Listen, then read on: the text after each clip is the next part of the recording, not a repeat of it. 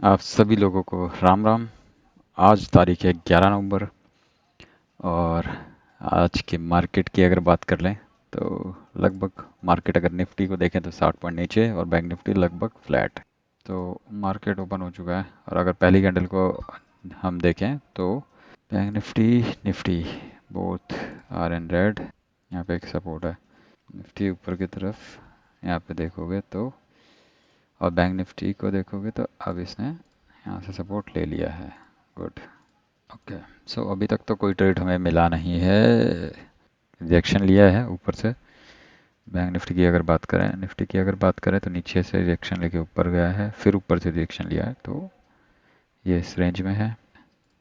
Put side entry बनाते हैं एक और देखते हैं क्या होता है। ये ट्रेड हमने लिया है यहाँ पे नीचे की तरफ को। क्यों लिया है? क्योंकि ये 500 के आसपास रिजेक्शन है जो ये एक बार ले चुका है। अगर रिजेक्शन लेगा तो अच्छा है, बट अदरवाइज छोटे से एसएल पे एग्जिट मार देंगे। यहाँ पे सपोर्ट दिखा रहा है निफ्टी। ओके। तो बैंक निफ्टी भी यहाँ पे ऊपर को जा सकता है फिर तो। ओके। मार्केट में निकल जाओ, कोई फ़ायदा नहीं, कॉस्ट पे निकल जाओ क्योंकि निफ्टी ने ऊपर को ब्रेक कर दिया है। तो यहाँ पे निफ्टी में 24,100 की कॉल बन सकती है। ठीक है, एक ट्रेड लिया था हमने, कॉस्ट पे ही काटा हमने उसको, क्योंकि मुझे लगा था यहाँ से बैंक निफ्टी नीचे को रिजेक्शन ले लेगा, लेकिन निफ्टी ने एकदम से सपोर्ट दिखा दिया, तो इस वजह से कॉस्ट पे ही एग्जिट कर दिया हमने। निफ्टी ने हालांकि अपने पहली 5 मिनट की कैंडल जो है उसके ऊपर ऑलमोस्ट क्लोजिंग ही लगा लो अब इसको, बट कैंडल थोड़ी सी वीक के साथ बन रही है। बैंक निफ्टी की अगर बात करें तो वो पहली जो कैंडल थी वो बहुत स्ट्रॉन्ग रेड थी और अभी भी वो उसके अंदर ही। ठीक है, तो ये ट्रेड हमने एक लिया है, इसमें भी लगभग 300-400 का चल रहा है रेड। अभी हमने क्यों लिया है? हालांकि ऊपर रिजेक्शन तो है, पर ये रिजेक्शन अगर आप देखोगे तो बहुत बार यूज़ हो चुका है, 1 2 3 बार तो ऑलरेडी हो चुका है। और इससे पहले ये सपोर्ट था, तो है तो स्ट्रॉन्ग, पर मेरे को लग रहा है एक बार अगर इसको ब्रेक कर देता है तो अच्छा मूव हमें यहाँ पे मिल सकता है। यहाँ पे 20 पॉइंट के आसपास का एसएल रखेंगे, 15-20 पॉइंट, और टारगेट होगा 40 पॉइंट के आसपास। तो मेरे को लग रहा है एक बार ये होगा, अगर इसके नीचे क्लोज करता है तो यहाँ पे एग्ज़िट लेंगे हम। और ये लास्ट ही ट्रेड होगा हमारा। ऑप्शन बाइंग और सेलिंग में कितना फ़र्क होता है ये आपको यहाँ पे लाइव ही पता लग रहा होगा कि इतना ही नीचे आया है और यहाँ पे हम 600 रुपये लॉस में है। बट आप ऑप्शन सेलिंग में देखोगे तो हम कॉस्ट टू कॉस्ट पे ही चल रहे हैं अभी। यहाँ पे देखो 50 रुपये सिर्फ रेड में है, ये फ़र्क है। बाकी 105 पे आ गया ये। अगर इसके नीचे क्लोज करता है तो आई थिंक निकलना बेहतर होगा, क्योंकि बैंक निफ्टी भी रिजेक्शन ले रहा है यहाँ पे और रिजेक्शन है भी दोनों में। ये कैंडल कहाँ क्लोज करती है वो मैटर करता है। ठीक है, कैंडल क्लोज तो हुई है नीचे, अब अगली कैंडल भी नीचे की तरफ जा रही है। ओके, तो यहाँ पे निकल जाते हैं। 1,000 रुपये के आसपास का लॉस, यानी 1100 टोटल 2 ट्रेड के बाद। तो यहाँ पे अभी और कोई ट्रेड तो बन नहीं रहा है फिलहाल।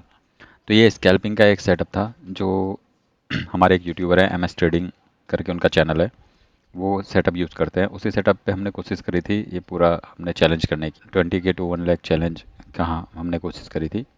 और अगर मैं आपको फ़ंड की दिखा दूँ, फ़ंड अभी हमारे पास बचा 9,150, 20,000 से हमने शुरू किया था, लगभग हम 50% से ज़्यादा फ़ंड अपना लूज़ कर चुके हैं और हमारा ये 21वां दिन था। तो अगर मैं आपको बताऊं तो मुझे ये लगता है कि हर चीज़ को शुरू अगर करते हैं तो उसको एंड भी करने का प्लान करना चाहिए, जो कि मैंने सोचा था कि 50% से अगर नीचे मेरा फंड आ जाता है तो मैं इस चैलेंज को यहीं पे ख़त्म कर दूंगा। अगर आप स्टार्टिंग के डेज देखेंगे तो स्टार्टिंग के डेज हमारे लगभग ठीक थे, 1 2 3 4 5 6 दिन में सिर्फ एक दिन छोटा सा लॉस हुआ था हमको 500 रुपये का, बाकी सब कुछ सही था। लेकिन उसके बाद एक दिन ऐसा आया, हम 5,000 इन शुरू के 6 दिन के बाद हम 5,000 प्लस में थे। उसके बाद एक दिन ऐसा आया जिस दिन हमने वो पूरा 5,000 गंवा दिए। और यहीं से मैं ये नहीं बोलूँगा कि उनकी स्ट्रेटजी में कोई दिक्कत है, दिक्कत ये हुई कि हमने यहाँ पे किया ओवर ट्रेड। 2 ट्रेड के बाद हम सिर्फ लगभग 2,000 के लॉस में थे, लेकिन मैंने उसके बाद ओवर ट्रेड किया और वो ओवर ट्रेड का नतीजा ये हुआ कि मैं 5,000 लॉस मैंने किया यहाँ पर इस दिन। और इसके बाद से अगर मैं आपको बताऊं तो लॉस का सिलसिला जो चालू हुआ वो थमने का नाम नहीं लिया। आप देखोगे ये वाला दिन भी था जहां मैंने लगभग 3,500 लॉस किए। तो ये 2 दिन थे जो हम पे भारी पड़े। उसके बाद अगर मैं आपको बताऊं तो एक ये 6,000 का लॉस हुआ। इस दिन हमने बेसिकली सब कुछ रूल वगैरह फॉलो किए थे, बस ये था कि डीके बहुत तेज हुआ और जो दोनों दो ही ट्रेड लिए थे और दोनों ट्रेड में एसएल बहुत बड़े हो गए थे। जो हमने सोचा था जहाँ निकलेंगे, पर मार्केट ने मूवमेंट बहुत तेज़ थी और हम वहाँ निकल नहीं पाए। तो तभी कहते हैं कि हमेशा ट्रेड लो तो एसएल पहले ही लगा लो।